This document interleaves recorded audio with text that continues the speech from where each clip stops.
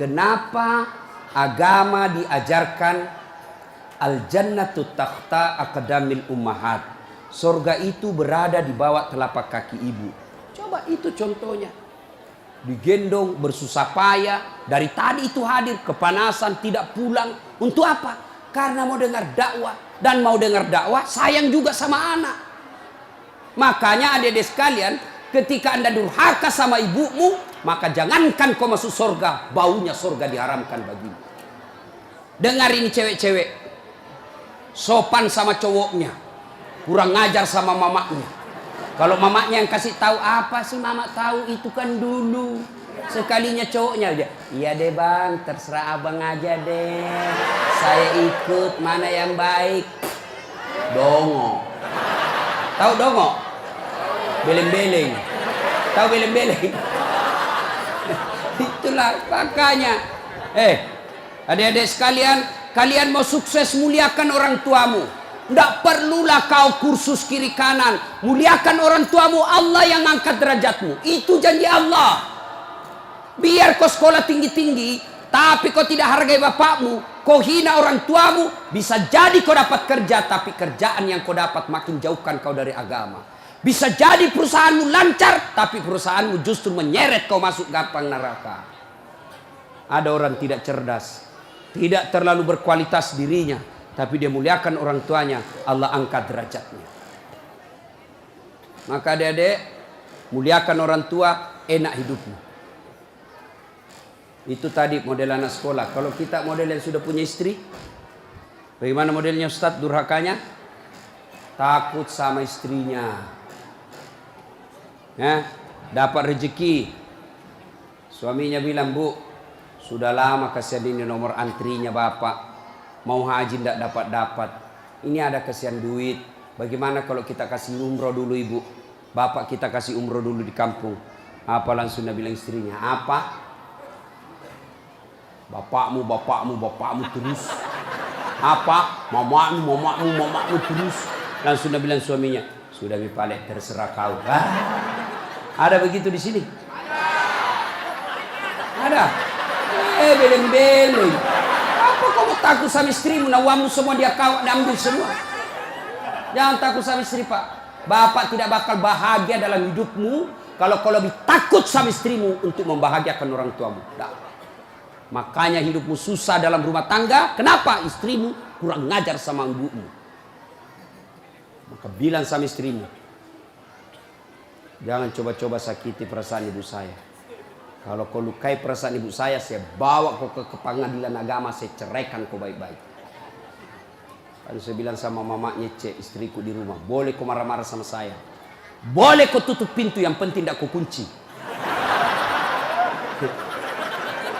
Boleh kau lempar kepalaku, yang penting tidak kena.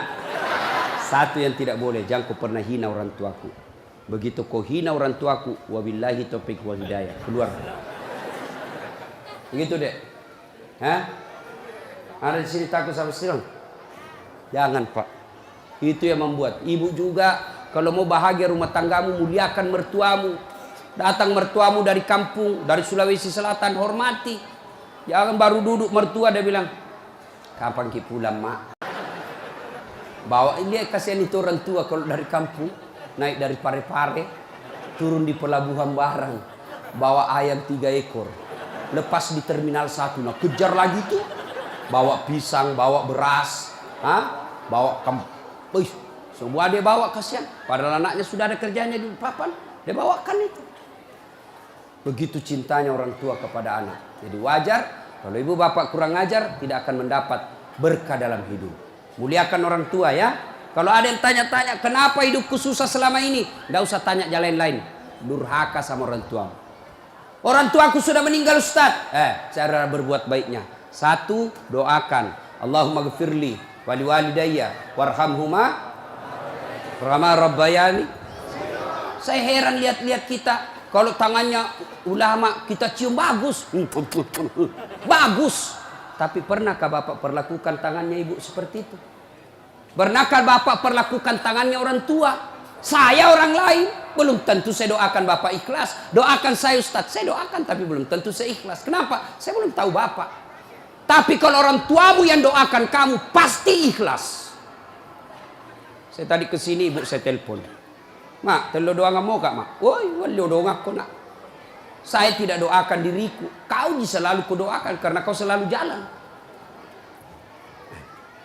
Itu ibu.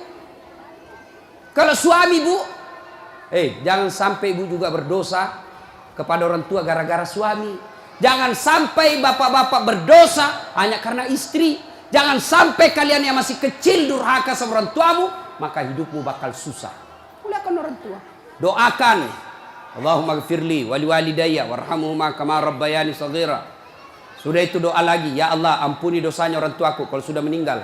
Terima amalnya, lipat gandakan kebaikannya, lapangkan alam kuburnya. Sudah itu saja. Ada rezeki, sedekah. Ada rezeki, sedekahkan. Saya mau terang kuburnya orang tuaku. Perbaiki sound sistemnya masjid. Terang itu kuburnya.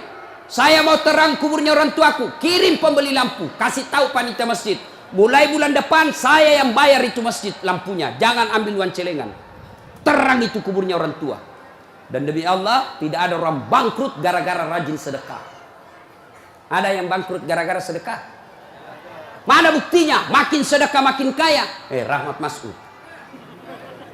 Coba lihat. Orang datang itu, bos, membayar ke bos. Bos, baju sekolah bos. Bos, istriku melahirkan. Bos, terbakar anuku. Bantu. Tapi mana ada yang bangkrut kalau rajin sedekah? Tidak ada pak. Kenapa bapak ibu miskin? Kalau selalu minta-minta. Berhenti minta-minta. Allah kasih kau kaya. Sedekah. Saya tidak bisa sedekah dengan duit, sedekah kau dengan tenagamu. Saya tidak bisa sedekah banyak-banyak, sedekah dengan apa? Lihat itu masjid. Oh, sudah kotor anunya. Apa namanya itu? Kudungnya. Putih bukan, coklat bukan, hitam bukan, kat diam nih.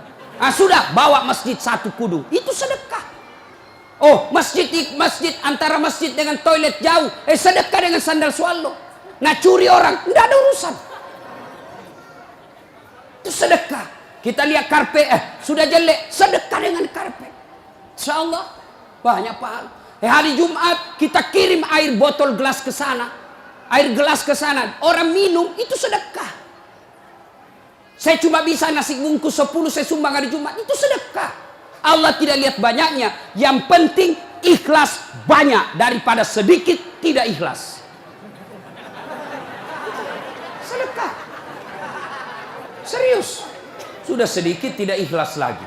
Mending banyak ikhlas. Iya toh? Panasnya di. Nggak bisa konsentrasi sejenak.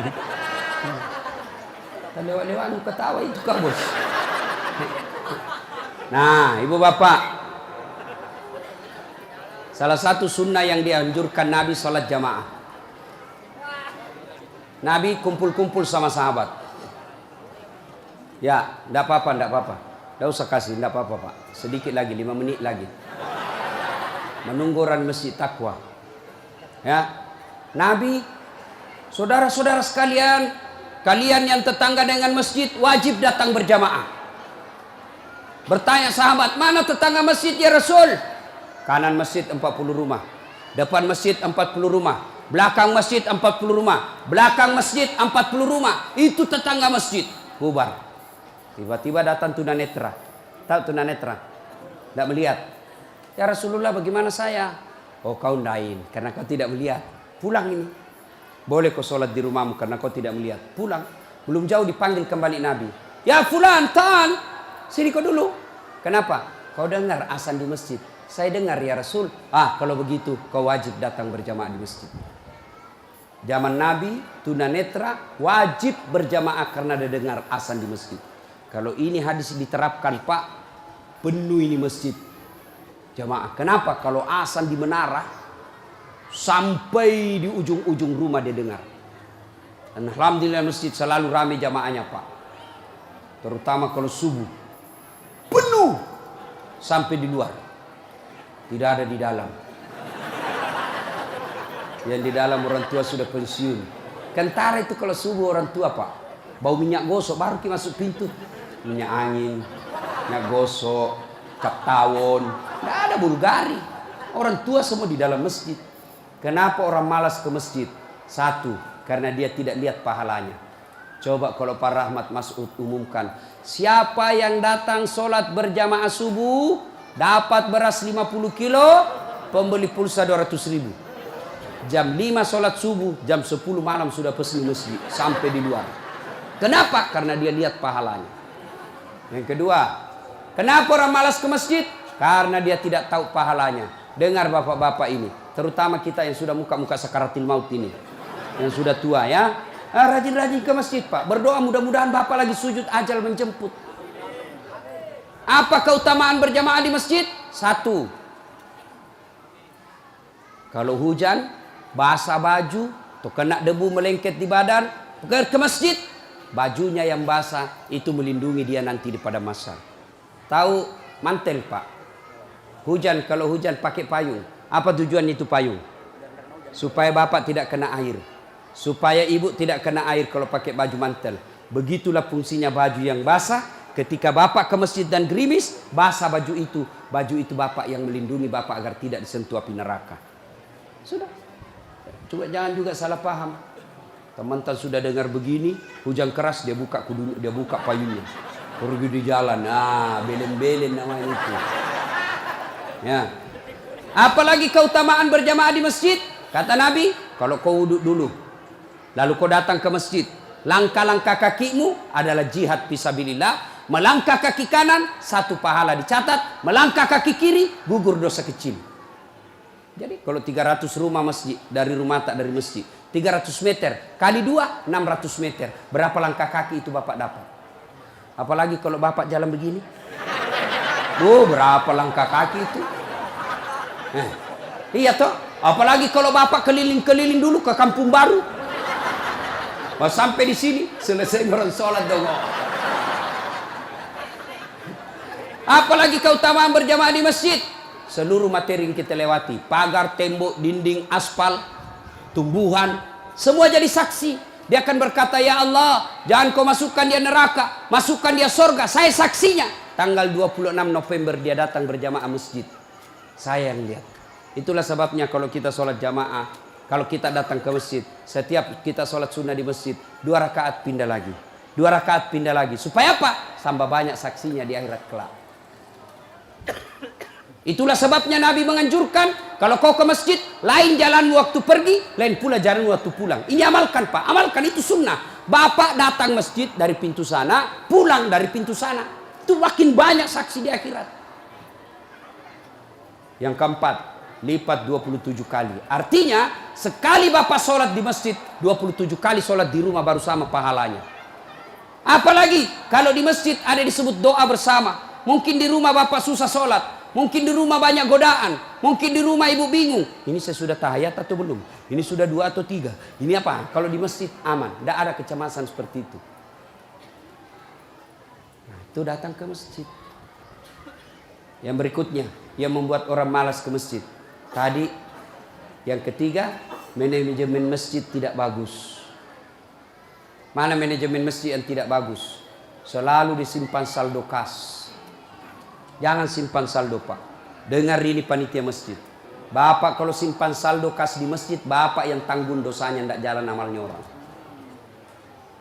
Saldo kas 80 juta. Jangan simpan. Cari orang yang susah, yang rajin berjamaah. Ada utangnya di bank, bayarkan supaya dia lepas dari kredit. Boleh itu. Baru dia suruh cicil ke masjid. Kalau dia di bank berbunga, makin susah hidupnya. Boleh. Saldo kas 80 juta, kita mau kencing tidak ada air. Kerannya rusak-rusak, simpan, jangan. Berhenti jadi panitia kalau bapak tidak bisa urus masjid. Yang sudah tua mundurlah, kasih anak muda. Ini masjid bukan perusahaan punya. Begitukah di sini? Hah? Jangan marah Pak, siapa suruh kau panggil Kak? Mau kok. Demi Allah Pak, bapak tanggung kalau amalnya orang tidak jalan. Bapak coba kalau itu uang cuma 100.000, tapi diberikan keran, maka selama keran itu berputar, selama itu orang yang punya uang dapat pahala. Tapi kalau dia cuma di bank disimpan, tidak jalan amalnya. Belikan dispenser, belikan kopi. Tidak apa-apa, boleh. Jangan ditulis di masjid, dilarang tidur. Siapa yang larang tidur di masjid? Tidak ada dalilnya. Ayo, Bapak pernah ke tanah suci di Madinah? Pernah ke Mekah? Ada tidak ditulis dilarang tidur? Tidak, Pak. Barangkali ada orang tidak bisa tidur di rumahnya, dia datang ke masjid supaya bisa tidur. Itu memang boleh. Yang tidak boleh, ngiler. Maka kalau kau mau tidur di masjid, bawa kau bantal. Kalau tidak bisa, kau gelisah kau di rumahmu. Bertengkar kau sama istrimu. Istrimu ngomel terus. Maka dia bilang, jangan kau pulang. Merdeka. Bodoh itu istri sekarang kalau Nabi bilang sama istrinya, jangan kau pulang. Oh, gembirai. Langsung Nabi bilang pacarnya, sini kau sayang. Di rumahku kau tidur. Kulayani kau dengan baik. Sudah. Jangan ditulis, jangan bawa anak-anak berisik. Bersyukur kalau masih ada anak-anak berisik di masjid. Kalau tidak ada anak-anak berisik di masjid, maka tidak ada lagi nanti yang mau datang di masjid. Kalian juga orang tua, kalau anakmu mau ke masjid, belikan songkok dan baju baru. Anaknya mau pergi, Pak, mau pergi masjid, belikan nggak songkok? Apa dia bilang? Itu nak, songkok na nenek nu kau pakai. Anaknya nomor 7, songkok anak neneknya nomor 10. Tak buas si songkok nama buas sih. Berteriak ni temannya, Pak Doja. Tidak mau ya anak tak pergi masjid. Hei, ini masjid ini, sound systemnya tidak bagus. Kasih bagus. Ini saya kasih tahu Ki, tanya itu ahli tentang AC. Itu kalau ada AC besar begini, 2, dingin mini masjid. Tambah lagi itu. Tapi apa yang kasih panas? Karena Bapak pakai kipas. Itu kipas dengan AC, ibarat air dengan minyak. Tidak bisa dia menyatu. Kenapa? Itu AC ruangan harus tertutup. Kalau kipas tidak boleh tertutup. Kalau tertutup itu kipas, maka makin panas orang di dalam. Kenapa? Karena itu kipas perlu sirkulasi udara, perlu angin keluar masuk. Kalau tidak keluar masuk angin, maka angin yang ada itu saja nak putar terus, akhirnya jadi panas. Apalagi kalau ada yang bau keteknya di dalam. Pedek mas sano. Kege mak badaram mangi, mak bau lasuna mansedinya. Itu mi pentingnya anak muda jadi pengurus masjid. Karena kalian kalau sudah tua tidak ada yang tahu. Kau juga anak muda, muliakan orang tua. Tempatkan di mana itu orang tua, tempatkan sebagai penasehat masjid. Jangan masjid dikira dia punya. Ini lembaga umat yang punya. Kasih karpet yang bagus. Ada saldo kas, jangan simpan Pak, Bapak berdosa. Tidak jalan amalnya orang. Apalagi membuat orang malas ke masjid. Apa? Kadang-kala apa? Sound sistemnya jelek. Begitu kita takbir Allahu Akbar, langsung story.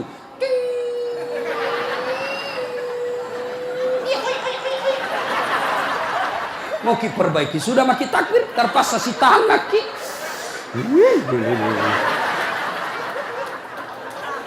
Apalagi membuat orang malas ke masjid. Apa? Kadang-kala muadzin.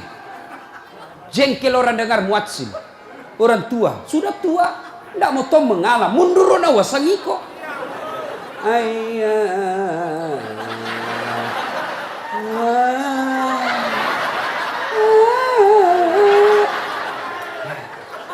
Namun dari iya siro tomato, iya siro.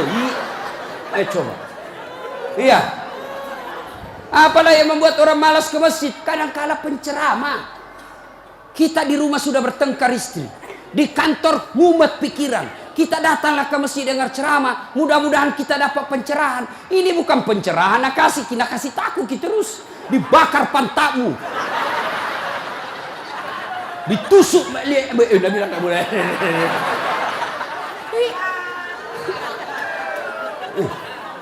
Iya. Apalagi yang kasih malas orang ke masjid. Kadang-kala apa? Imam. Ada juga imam suka sekali baca panjang. Tidak tahu juga apa nak baca. Nagaret memi. Dolin. Al-Fatihah paling nak baca.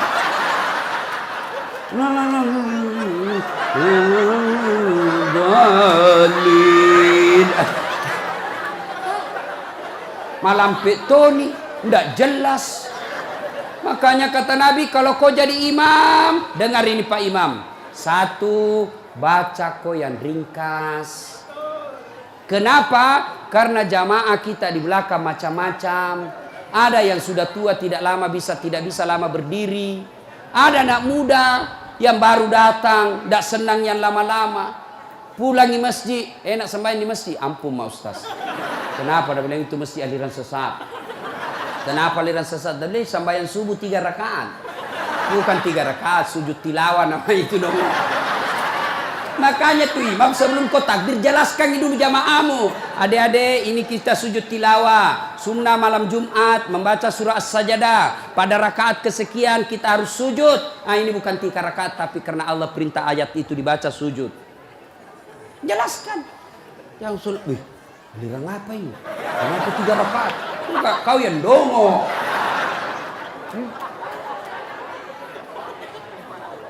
Tidak bisa orang lama-lama di belakang Pak. Mungkin ada orang mati yang ya karena dia tobat usia senja, tidak bisa lama kasih berdiri. Batena musessa, nak naik lagi kepalanya, belum bisa selesai. Nah ulah, malam itu jatuh lagi, naik udah lagi. Ada barangkali di dalam jamaah Satpol PP yang pakai sepatu baru. Lama kau baca, nah lupa simpan baik-baik sepatunya. Pasti dia, hilang di sepatu. Bapak Imam sesat. Maka pasti dia tidak khusyuk. Ada barangkali juga ibu-ibu yang sekali kentut sudah makan pete.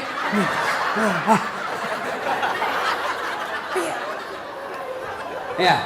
Yang kedua kata Nabi, kalau kau jadi imam, baca yang umumnya orang hafal.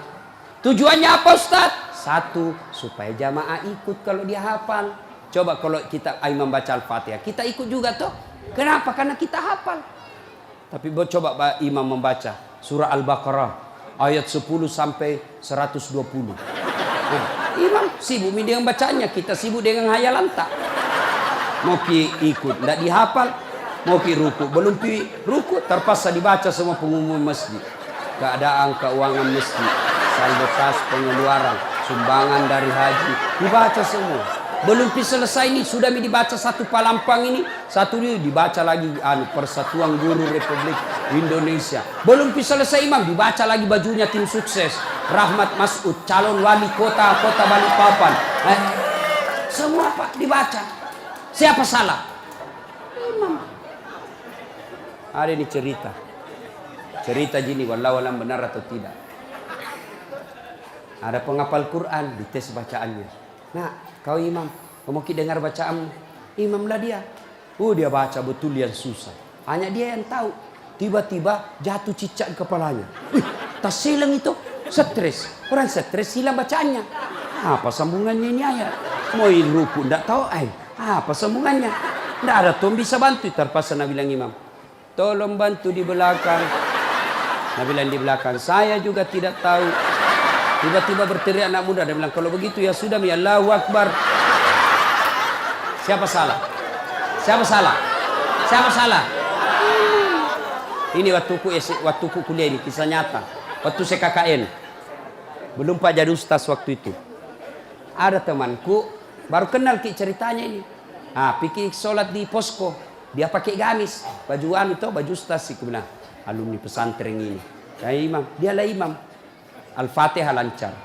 Begitu dia baca Al-Kafirun, aku bilang macam apa? Macam apa ini? Wala antum abiduna ma a'bud, wala ana abidum ma abattum, wala antum abiduna ma a'bud, wala ana abidum ma, wala antum abid, wala ana. Jengkel temanku yang anak fakultas sastra. Langsung teriak, Nabi bilang, "Woi, kenapa itu tak putar-putar tidak mau sampai?" Nabi bilang, ini imam, ilmi juga kupikir. Kacau sholat. Siapa salah? Siapa salah? imam. Ini waktu ku SD di kampung, sembahyang asar. Bih, sujud Pak Imam lama sekali. Apa ini imam lama sekali sujud? Tiba-tiba ada temanku nangkak kepalanya, sembahyang asar tuh. Dan setelah, wih, tidak ada imam. Ternyata imam keluar dari pintu samping. Kacau mi sholat, bubar, tidak ada imam. Selesai sholat ditanya, Pak Imam, kenapa kau tinggalkan saf? Nabi bilang, kentut kanan.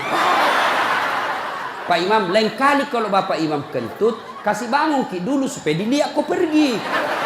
Nabi bilang, ku sengaja nak, karena malu kak kau lihat. Kacau sholat, siapa salah? Siapa salah? Imam. Makanya agama mengajarkan dalam fikih sholat jamaah, hati-hati milih imam. Makmum siapa saja boleh jadi makmum. Mulai orang gila sampai orang sadar boleh jadi makmum. Mulai orang dewasa sampai belum balik boleh jadi makmum. Mulai orang cerdas sampai orang blow on boleh jadi makmum. Imam tidak boleh, hati-hati. Kenapa? Salah imam, kacau sapu. Maka hati-hati. Kalau salah imam, bubar jamaah. 2020 yang akan datang, Balikpapan akan milih imam. Wali kota. Kalau kau salah milih wali kota, sengsara hidupmu. Mengerti maksudku? Mengerti itu? Siapa yang panggil kak? Hah? Ada juga calon wali kota, datangkan artis. Tahu apa ramah ustaz? Kalau artis nak datangkan kibu, terancam kibu. Datang itu artis, kelihatan dadanya, kelihatan pahanya. Nah goyang di depannya suami tak. Enggak juga nak kasih lihat kipahanya pak, nak kasih lihat saja. Dia tu apa keteni-teni kipak. Enggak nak kasih pegang, dikasih lihat saja. Cancing-cing. Ada itu Pak Haji menontonnya. Coba kalau ustaz nih, kita dah tahu ini salat jamaah. Itu enaknya kalau calon pemimpin kita yang juga calon pemimpin dekat dengan ulama. Jangan kau musuhi ulama. Yang penting jangan jadi manusia jarum apa itu? Jisamsu. Tahu jisamsu? Janji manis nyatanya palsu. Insya Allah Pak Rahmat tidak begitu. Perlu ini perlu. Nah, dia tanya, Ustadz bagaimana kalau perempuan? Boleh ibu perempuan ke masjid, tapi tidak dianjurkan. Tapi kalau mau ke masjid, jangan dilarang kata Nabi. Kenapa perempuan dulu tidak dianjurkan ke masjid? Karena dulu tidak aman. Kalau pergi sendiri diculik dan diperkosa dulu. Sekarang di Manggar aman. Siapa mau culik, apalagi kalau ibu sudah 60 tahun. Siapa mau culik ibu, bikin susah. Ada remaja. Ini ustadz yang ceramah. Tidak pernah saya pondok pak. Tidak pernah saya sekolah pondok. SD sekolah umum, SMP sekolah umum, SMA sekolah umum, sarjana sekolah umum, S2 sekolah umum, S3 sekolah umum. Di mana saya belajar agama? Datang ke masjid. Saya kalau Ramadan dulu zaman SMP dan SMA, saya sudah bermalam di masjid. Waktu itu belum saya tahu apa itu itikaf. Tapi ternyata itulah itikaf, tinggal di masjid. Apa kerjaku? Kalau sudah jam 2 teriaklah saya di masjid. Sahur, sahur, sahur. Kalau ada lebih kue bawa sedikit ke masjid. Kita mau juga buka puasa, mau makan sahur di sini. Cuma ada dulu imam di kampungku aneh-aneh pak. Berteriak ini bilang, jangan pak, jangan pak. Orang kaget semua, siapa yang pukul Pak Doja? Oh lari semua orang ke masjid. Jangan pak. Ternyata jam 4. Kacau orang. Sudah itu ditegur, jangan bilang jangan pak. Kaget karena Pak Doja tidak tahu.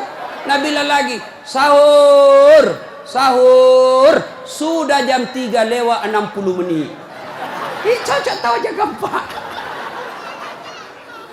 Ayo, ibu bapak, saudara-saudara sekalian, kita juga jamaah ada aturannya. Sudah ya? Nah, karena sudah waktu dari tadi saya tunggu, alhamdulillah. Kalau masih mau dengar ceramah, kita pergi rame-rame ke Masjid Taqwa. Kan tidak dibayar gitu. Nah, kita sama-sama lah ke sana. Ini saja tausiah kita, mudah-mudahan ada manfaat.